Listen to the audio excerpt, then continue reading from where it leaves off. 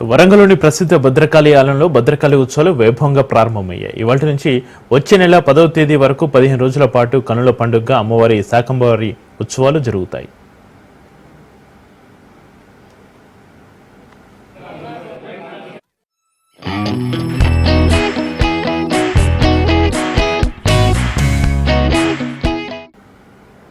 మొదటి రోజు భద్రకాళి అమ్మవారికి సహస్ర కళాభిషేకం నిత్యయాగంతో ఉత్సవాలు ప్రారంభమయ్యాయి. అలాగే ఆషాఢ పౌర్ణమి రోజున జూలై 10న భద్రకాళి అమ్మవారు శాకంబరి అలంకరణలో భక్తులకు దర్శనమిస్తారు.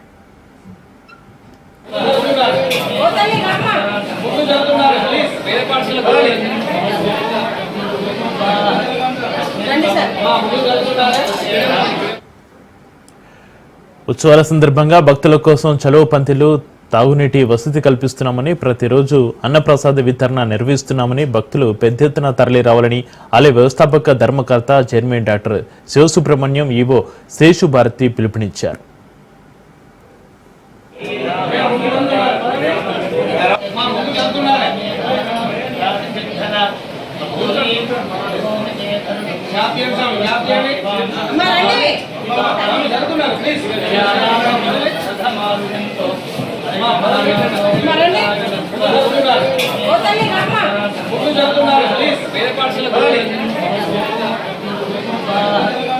రండి సార్.